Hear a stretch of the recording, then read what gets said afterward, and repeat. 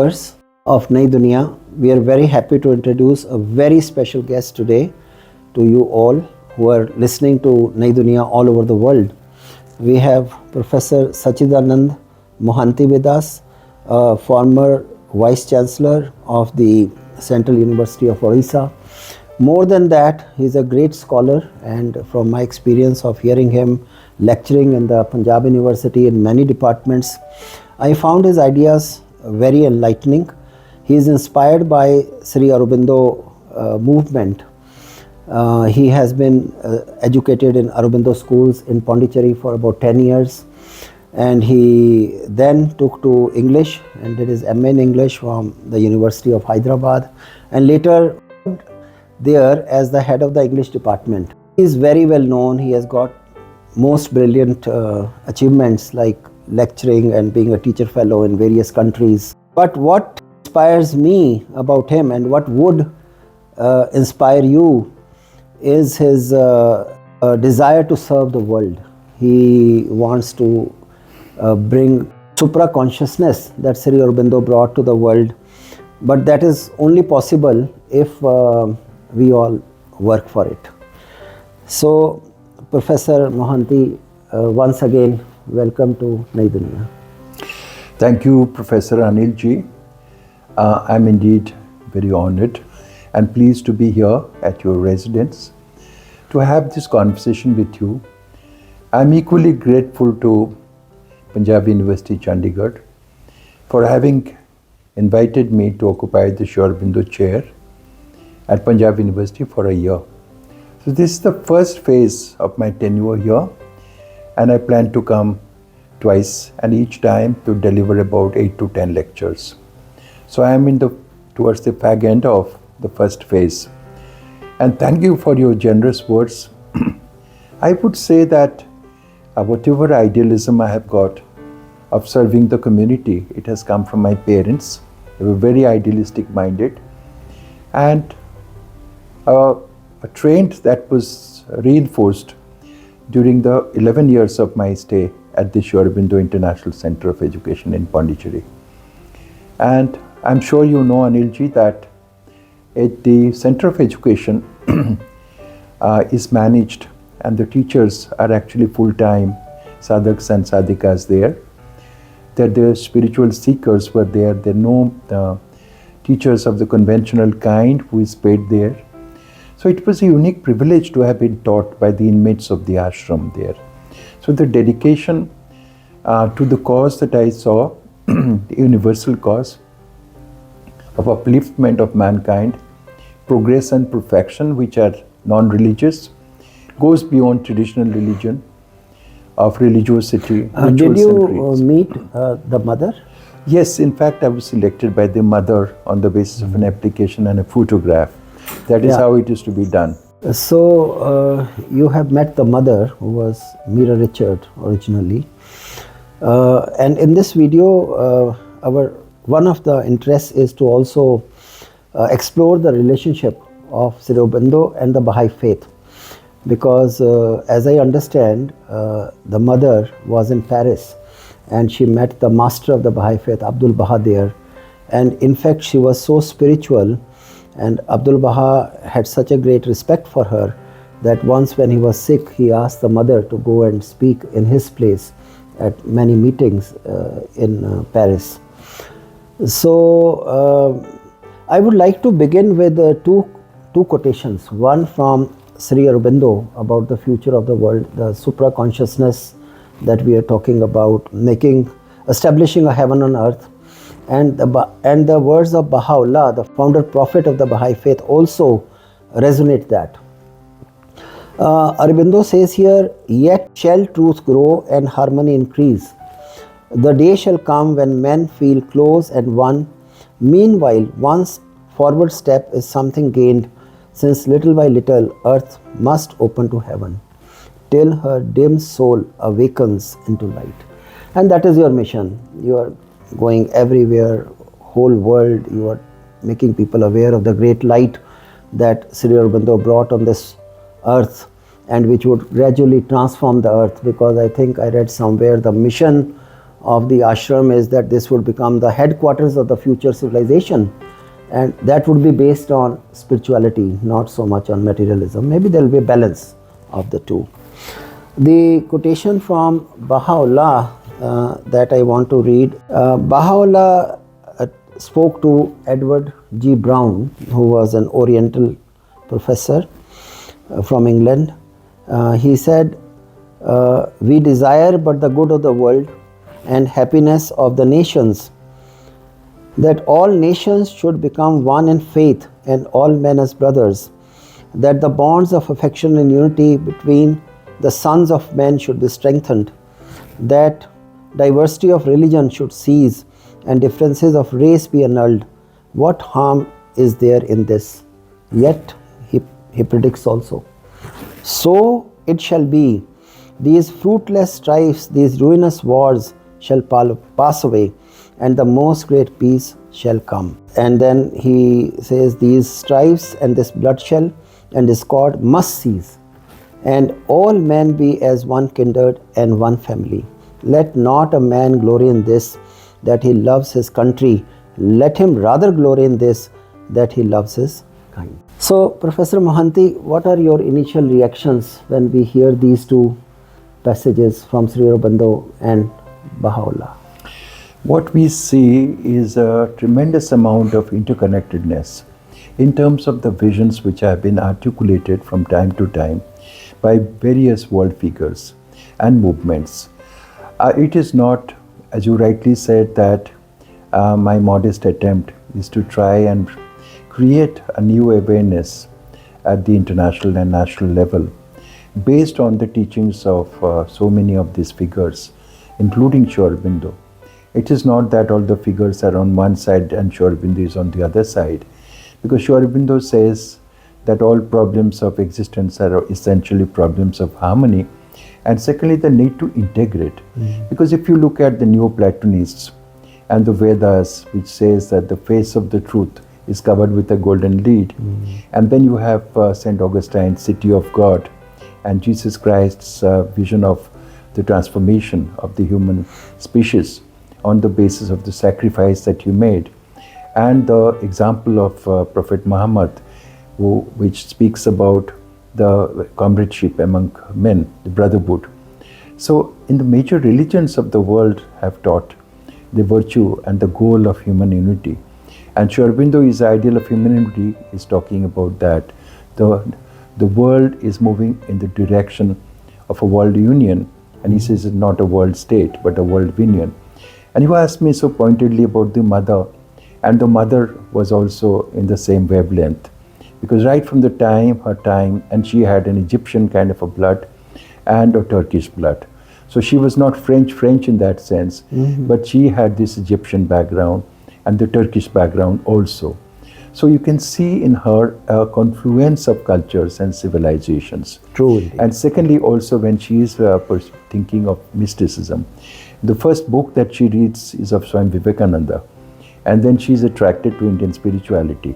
And then when she comes with her husband Pondicherry, they not only meet Abdu'l-Baha in Paris, but Angarika Dharmapala, because you must know that he was deeply interested in Dhammapada also, Buddhism and the Japanese faith, because she spent 4 years in Japan before coming on account of the outbreak of the First World War. So she is interested in the world religions and the world civilizations in an extremely universal and eclectic kind. This is something which coincides with Sri Aurobindo's own approach. So from my point of view, any strand, any approaches which are universal and Catholic in character, they really fit into my own scheme of things, my worldview. So do you think this kind of world order will come into being, which will unite all, and these boundaries might disappear, or boundaries may be only for the purpose of governance, instead of militaries fighting against each other? Maybe they would police the world so that there is order and discipline, and not really to kill others who are from another country. So Anilji, it's a very good question that you have asked, because on the one hand is this ideal, which is really, and Sri Aurobindo says, God, light, freedom and immortality. Man is not pursuing them, but they are pursuing man in the chapter called the human aspiration. But he also cautions us because the choice which is not there in the animal kind is there in humankind. That's true. That they have the power of reasoning and they have a conscience. And they can collaborate, Sri Aurobindo says, and Mother also says, with the momentum in nature and to hasten the process of evolution, of unity and harmony. But they have also the freedom not to cooperate. In that case, there will be catastrophes. That's a very important point, because you see, even in the Baha'i writings, we read that now humanity is coming to its adulthood. So we are no longer child, we are no longer youth or junior youth. We are becoming mature, and we must have better choices than to fight and to kill each other. So till now we have reached the nation state. Now from here, where do we go? You know, for the first time humankind has gone into the universe and they have seen Earth as one planet without any divisions. God has not created these divisions of different countries, and these are man-made boundaries which keep on appearing and disappearing. And through evolution, as you said, in the human history, we have seen that. So from nation state, where do we go? We'll go into the world state. And as you said very rightly, the sooner we accept this reality that it is better to love our kind, the better it will be for whole humanity. You see, we saw in COVID how we collaborated to conquer this deadly disease which would have killed humanity. And again, you know, when it is gone, now we are again fighting. Whole world is fighting. Everywhere there is war and strife. But Baha'u'llah says, either, as you said, through a great catastrophe or through our willing submission and good feelings for each other, we would create this new world, or it would be brought on us because this is the evolutionary aspect of humanity. And he even predicts, he talks about a world legislature, Baha'u'llah. He talks about a world parliament. He talks about world weights and measures. Also, many of the laws can be saved, like we talk about human rights, and we talk about many other things like equality of men and women, science, religion and logic going together, universal education. So many of these are common to all people. But unfortunately, we don't focus on these things. We are focusing on the negative. So to me, it seems we are going too far away from God or from the Creator or from spirituality. So Anilji, actually you highlighted so well about the need for developing a kind of human unity and to devise institutions which will also serve that purpose. So we can go back to the whole idea of the citizen of the world, cosmopolis, cosmos for the universe and polis is the city, to be the citizen of the world which the Greeks had envisioned. And then through the medieval era and then later on there during the modern period. And this has not been realized effectively. In fact, anything, there has been internecine warfare also. So what Sri Aurobindo says, which will be really that is very interesting, complementary to our own understanding, this desire for the unity and the desire for having peace and tranquility and a peaceful order and abolition of the war. Because we know that at the end of the Second World War, it was said, it's a war which is going to end all wars. A similar thing was said at the end of 1918 also. But in spite of that, there have been ethnic warfare. And today we witness a terrible war taking place now for the past 2 years between Ukraine and Russia.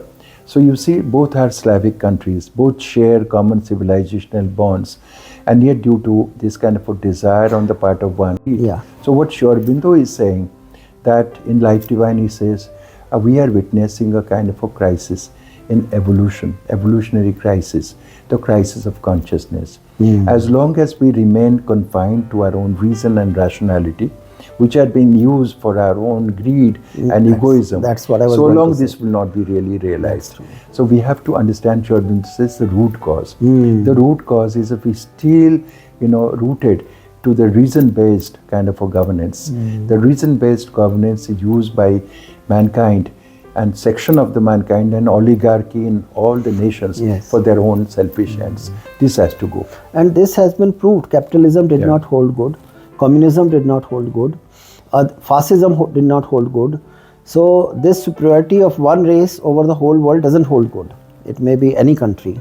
Noam Chomsky, who is as an expert on English and linguistics, he has gone into world studies. So he has written a book, World Orders Old and New, and very interesting. He's a wide sweep. He has statistics of the whole world, what's happening, and then he concludes that these isms will not last for a long time. And he says for the future world, for the global civilization, world civilization, it is important that we inculcate spiritual values in people. And he says that the only ism, if it can be called, for the future government or future governance would be spirituality. Okay, that is a great revelation to me, that Chomsky, who was otherwise very good, very well understood for his political analysis, now he is really indicating a direction which is in some other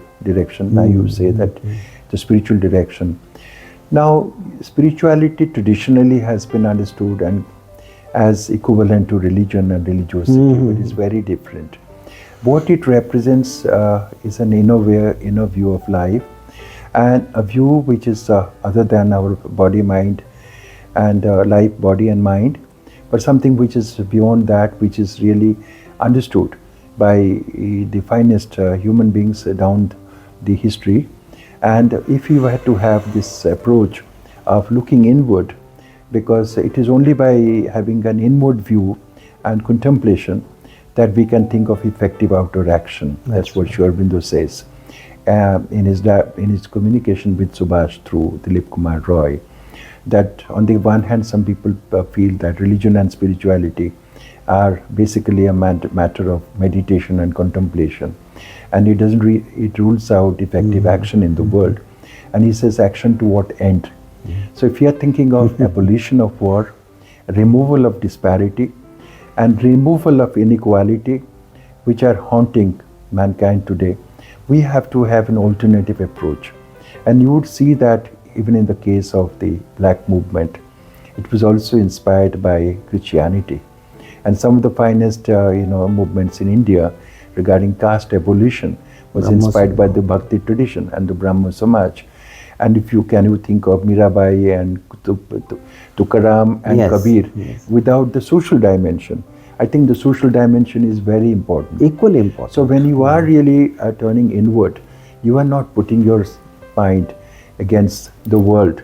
You are embracing the world, and on the basis of the achievements of the inner world.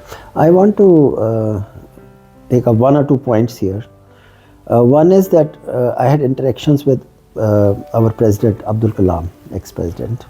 He always made a distinction between religion and spirituality. You have said something in the similar vein, but he would say that religion is not a good word because it represents the outer form of spirituality. And he said faith or spirituality is more important. That is what he would always advocate. And the other point that I wanted to make is about not to be a recluse. You see, religion was considered to be going to Himalaya, sit in the caves there and work for individual salvation. This is the understanding of religion or faith for most people in India especially. I don't know in the world, maybe in the world too. It's an individual matter. People often say, why are you telling us about Baha'i or Aurobindo? It's our individual matter. But it is not. You see, the Baha'i especially talks about social salvation, individual and social. If there are bombs blasting, you can't sit and meditate. The whole world has to change, and it will change through the inspiration of spiritual values which are enshrined in religious scriptures, like the Gita, like Sri Aurobindo's writings, like Ramakrishna's writings, when you mentioned Meera and Kabir, others. So I think they are very relevant because they don't aim, even Guru Nanak and Sikh gurus, Guru Nanak came back after his tour of the world and started agriculture. At the age of over 70, he started cultivating, and he would get some money from that for his own living. He would share that money with others, and also all the time the name of God was in his heart the whole time. So these are not exclusive, or they are not contradictory to each other. Individual and and social salvation always go together, and we have to have the eyes to look at that, understand that, and implement that in our lives, so that the world starts becoming better. So in this connection, I would like to bring in the viewpoints of Sri Aurobindo, which is aligned with the best of the Indic tradition. Not Hinduism in this narrow sense of a religion, but Sanatana Dharma, which is all embracing, which is all accommodative. And Sri Aurobindo talks about the importance of the Sanatana Dharma, which is universal, and he says it cannot be narrow, because a narrow religion and sectarian religion cannot be Sanatana. So when he's talking about Sanatana Dharma, he's talking about that world religion and the universal faith. And there are three things that he's mentioning which are essential to understanding the Sanatana Dharma and its role in the world. One is the individual, second was the universal, and the third one is the cosmic. So when he's talking about the universal, he means the salvation of the collectivity. Because individual salvation, it is something of the past and it hasn't really benefited mankind. But any salvation which is going to be meaningful and long lasting has to be collective also. So he gives the example.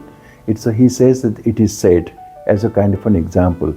May or may not be true, but that metaphor, that parable is so important to us. He says that when he's standing on the summit of Nirvana and he looks and he sees so many suffering people, mankind, and he refuses to embrace Nirvana.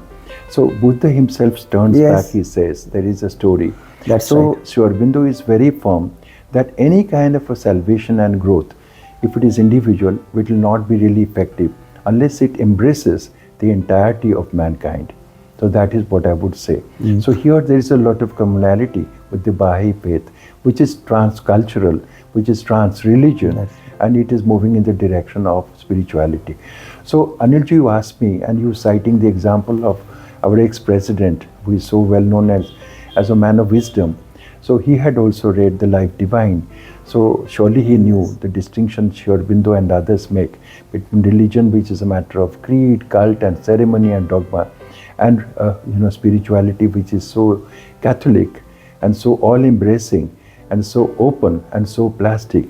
So there is a truth which is at the innermost self of the individual. It need not be really defined in ritualistic terms.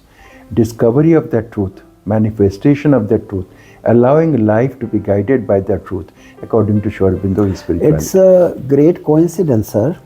When I went to meet President Kalam for the first time as the General Secretary of the Baha'is of India, in his office, at the President's office, he had a book in his hand and he was reading that book. And would you believe that book was by Aurobindo? And he was reading that quotation on faith and how it helps to transform the world. And he read out those quotations to three of us who had gone to meet him with Mrs. Zina Surabji was there. And he said to me, see how wonderful this is. This is what faith is. And I talked to him about that science and religion should go in accordance with reason. And because he was a scientist, the greatest scientist the world has ever seen. Correct. So he said, Anilji, it has to be spirituality and science and not religion as such. Anyway, we had some time, and then he was kind enough. He was the first president to come to the Lotus Temple. And when he came there, the two significant things that happened, the security had cordoned off the whole area, even up to Nehru Palace. I think 1 or 2 kilometers they take. They just don't allow anyone to come in that time when the president has to visit somewhere. And we had, there are 9 doors to the Lotus Temple. So we had opened one gate, main gate, and the others we had put chains so that nobody could go beyond that. He tells me, open this chain. I didn't know what to do because we had arrangements of security by the government of India and all that. And he said to me 2-3 times, and I got the chain opened, and then he circumambulated the temple. When he was circumambulating the temple, he looks at me and he says, I realize the Baha'i faith is more spiritual than ritualistic. You don't have rituals in the Baha'i faith. So now I agree, in that sense, religion and science should be in accordance with reason. You see, he was so humble. Maybe he had read a bit before coming to the temple. He was very well read about faith, I'm saying. Maybe he read a little bit about faith and he found we don't have any rituals in the faith. And actually the Baha'i writings do not have many stories. They are like the Gita. You know what Aurobindo talks about? He talks about Vedanta.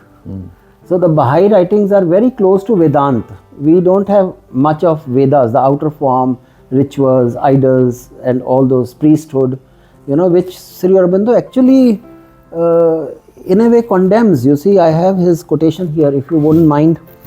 I can read this. The rituals are signified by the characteristic words of the Vedas. Food, priest, giver, wealth, praise, prayer, rite, sacrifice. The most egoistic and materialistic objects are proposed as the aim of sacrifice: possessions, strength, power, children, servants, gold, horses, cows, victory, the slaughter and the plunder of enemies, the destruction of rival and malevolent critic. No wonder Lord Krishna in the Gita, while acknowledging the Veda as divine knowledge, Gita chapter 15, yet censures severely the champions of an exclusive Vedism. Gita chapter 2, 42. All whose flowery teachings were devoted solely to material wealth, power and enjoyment. Yeah, so then he says, in the Vedas, the mystics in their wisdom, quote, favored the existence of an outer worship, effective but imperfect, for the profane, and inner discipline for the initiate, and clothed their language in words and images which had equally a spiritual sense for the elect, a concrete sense for the mass of ordinary worshippers. So he makes a difference, and similarly Vivekananda also talks about image just as a starting point, and later on. So what is remarkable in what you have suggested, bringing in Swami Vivekananda and Sri Aurobindo, is that what they are saying is that a truth has meaning at multiple layers. It has meaning, nothing is negated. That's true. When you really espouse one line of thinking, as in the Vedas, you do not really remove the physical interpretation also. There is a meaning at the level, at the material level, there is a meaning at the psychic level, there is a meaning at the higher transcendent and spiritual level also. That's one. But I want to really bring to your attention something remarkable that I have seen. Not just with regard to ideas and approaches, but with regard to the very material structure. I have been to Baha'i temple, that is a beautiful lotus-shaped temple, and it's a meditation chamber. And now you think of the Matri Mandir in Auroville, the same meditation chamber with a, lotus shape. In the center is the meditation. Crystal. And no deity. Not even anybody's picture, Sri Aurobindo and the mother's picture, Matri Mandir. Beautiful chamber. At Auroville. Yes, and you empty yourself for any kind of ideas and formulations, and you are supposed to meditate. So I think it is not accidental that mother was attracted. Now that we are talking about the parallel between the Baha'i faith and the mothers and Sri Aurobindo, and the way mother was associated, came so close to the Baha'i Abdu'l-Baha. So I think there's a tremendous amount of affinity. Of course, mother strives and goes beyond that, and in her own kind of a spiritual sadhana, as Sri Aurobindo does. So the whole question of bringing about a higher principle, which is higher than the mind and the reason and rationality. I think what we have seen is that the brightest minds are really serving agenda that is really partisan, which is selfish. From the Creator. If you look at the best, the leading leaders of the leaders of the world, they're using the mind almost in a fiendish manner, in a negative manner, just to justify their desire for expansionism for power, wealth, for expansionism, yes, at the cost of the others, common for masses, example, and rendering other people victims of their own desire. So that tells you about the human greed. So Sri Aurobindo and the mother are... in this article that I wrote on Sri Aurobindo Movement and the Baha'i Faith, I have written that that Sri Aurobindo advocates the spiritual enrichment of life on this planet. Can you say a few words about that? So, in many places, Sri Aurobindo is using the word not just individual and the nations, but the cosmos. And to him, he begins with, of course, India, the liberation of India. But then he goes beyond India to Asia, and beyond Asia to the world, and beyond the world to the coming of a new species. And he's talking about the cosmos. How do you apprehend and understand the cosmos? The inanimate world. In the War and Self-Determination, he's saying that not only men and women, children and parents and nations, but also the inanimate world. And he says the matter is all the time pulsating in life divine. That's with true. the energy. That's true. So when you ask me the question about inanimate world and the cosmic world, so it is not just confined to nations and nationalities and people. Cosmos. And the cosmos, the planet. The planet, not just the one planet that we know, but planetary bodies. So, is there a program of spiritualization of the world by the Aurobindo Society, Ashram, or Auroville? See, Sri Aurobindo says it's a question that also involves a paradox. Because the moment you think of a system, of any line of inquiry, which is really given out by somebody, you immediately turn into a kind of a formula. That's true. And it becomes a religion. What he's saying is that the broad concepts and the principles are laid out, and the books are there, and not just Sri Aurobindo's writing, but the world heritage itself. So she's asking us to draw upon that unique heritage of mankind, where Sri Aurobindo's writings, of course, play an important part, but so also the Neoplatonist, St. Augustine, Baha'i Faith, and Sufism, and everything goes into it. So it is not... The basic teachings are same. Yes, in all the faiths. Basic teachings, I would not say they are not the same, but they are different, but they're serving the common goal. Okay. I would not say they are all the same, because they are different, but serving the common goal. Common values maybe because each time historically, core values. A movement is thrown up. Like the social teachings differ. The spiritual teachings remain the same, I think. I would say that the spiritual realizations are also significant from time to time. Okay. I would say that Christ's kind of realization may not be the same as Prophet Muhammad's. Muhammad's realization may differ from Mahavira's, for example, or Tao's, or Lao Tzu, for example. But they are at historical point. That's each, right. Each thinker is really, realizing something unique. That to is advance the march of right. human civilization. Very true. But all of them are leading to the common goal. That's the goal of unity, the goal of peace, and the goal of universal brotherhood. So we were talking about a mother meeting Abdu'l-Baha, and she had come first time to India with Paul Richard, her husband, and then so did Paul Richard also come in contact with Abdu'l-Baha at some point? Yes. Actually, I have read the memoir of Paul Richard, Without Passport. It's a very interesting account, which stops at the time that she parts. He parts from her and says anything else that happens after that is a kind of an anticlimax.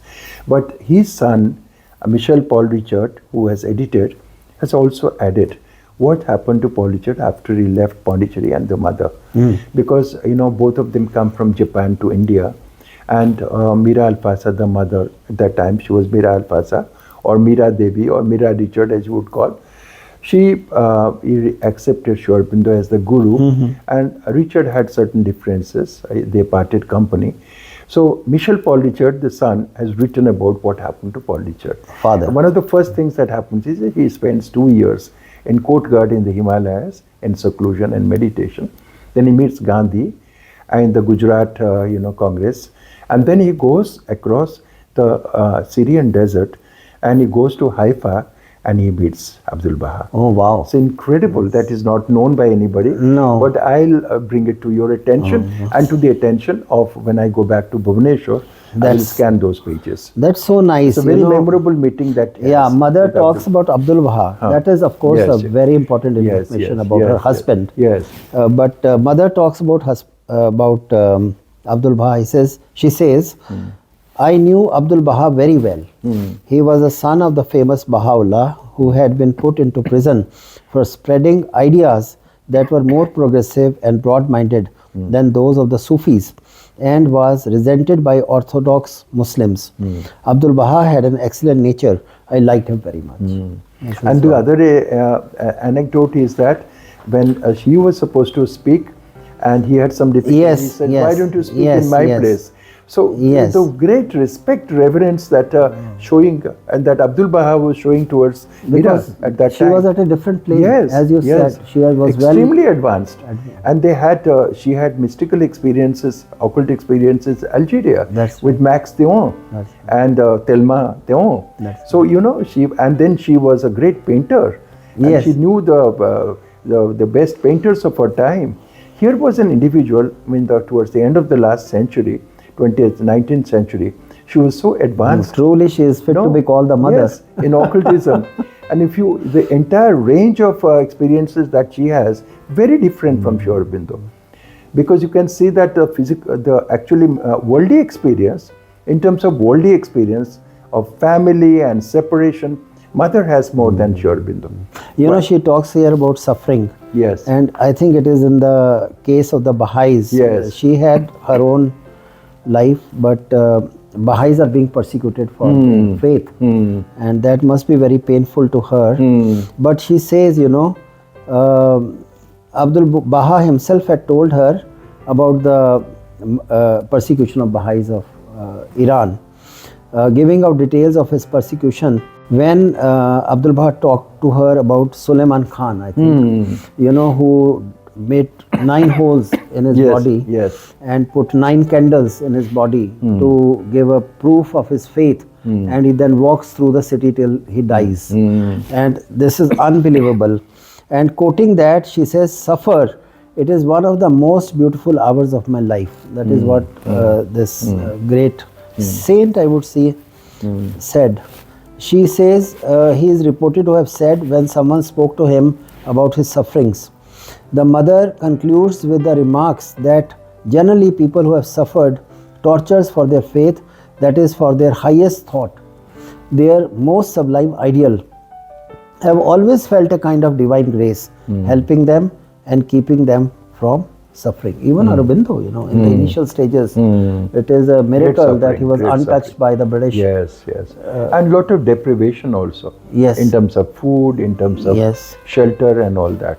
Gone through great deal of physical suffering. So in the end, I think maybe from your own knowledge, if you could talk a little bit about the Baha'i Faith and Sri Aurobindo Movement, and then we will conclude by some words of Aurobindo.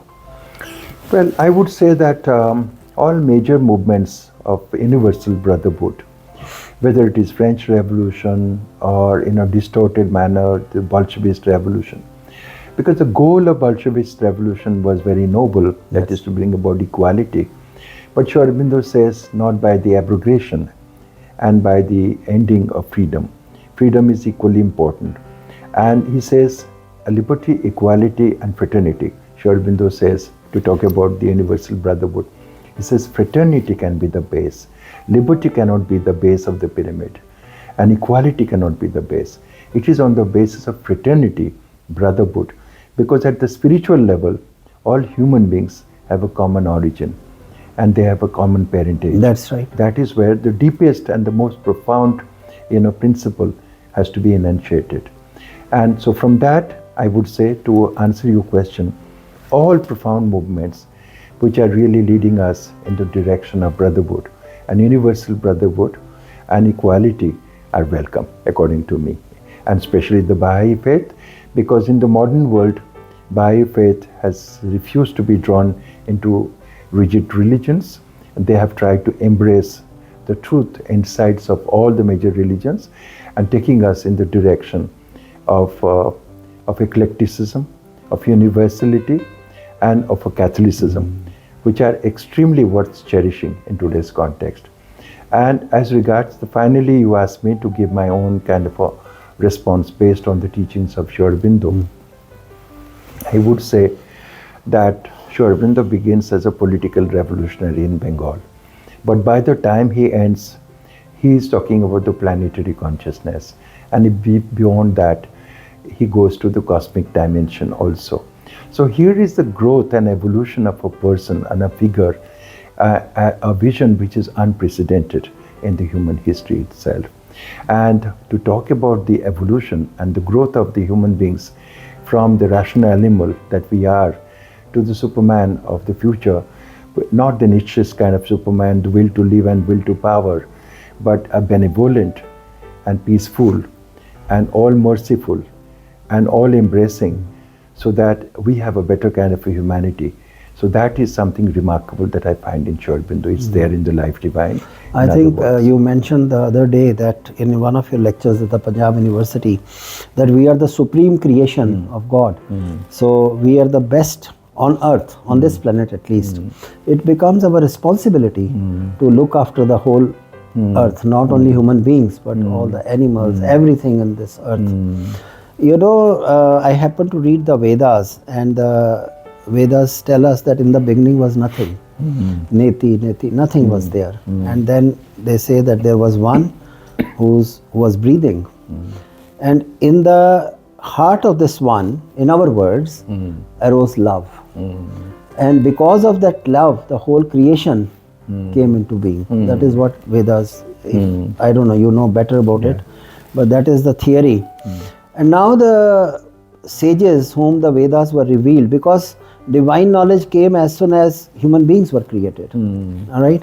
So the Rishi then asked the question, then how do we love God, our creator? Because he created us because of love. Now how do we love him? And he has created this ever expanding universe. It is still going on. How do we show our love to that creator? You know? And then they say, by loving his creation.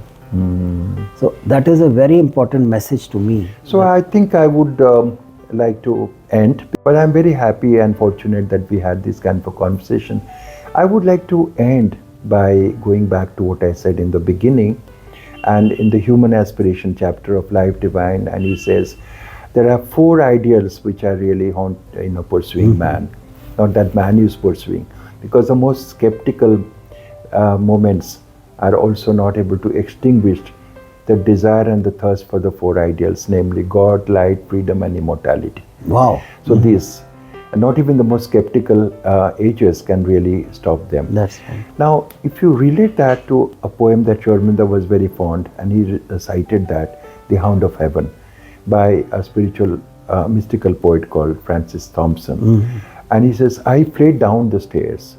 And why is he fleeing down the stairs? Because there is a hound, there is a dog.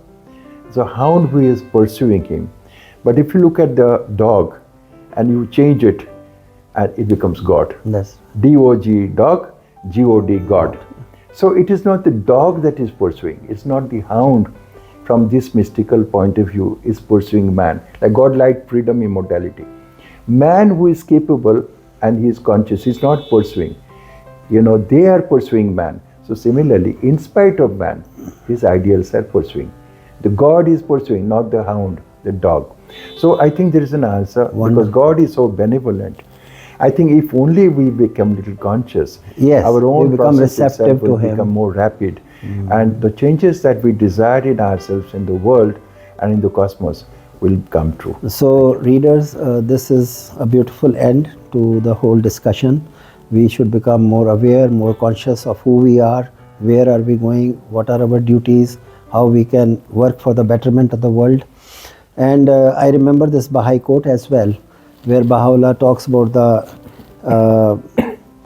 the fundamental unity of humankind. And he says, you are all the waves of one sea and the flowers of one garden. You are all the leaves of one branch. So that is the kind of vision we would like to leave you with. And we are very thankful to Professor Mohanty for taking his time out to be with us. And I think nobody can explain Aurobindo better than Professor Mohanty. Yes, sir. And I think in both ways, intellectually, spiritually, materially, and by his words of wisdom, he has inspired us all to arise and meet our true destiny. So, viewers, if you have any questions, you can write to us. You can put it in the comment box, and I will try to catch Professor Mohanty wherever he is, and we would get back to you. Maybe we could do the answers on a video on Zoom, and we could bring it to you as another episode. Thank you very much, viewers, and please do subscribe to this channel and press the bell. Thank you very much.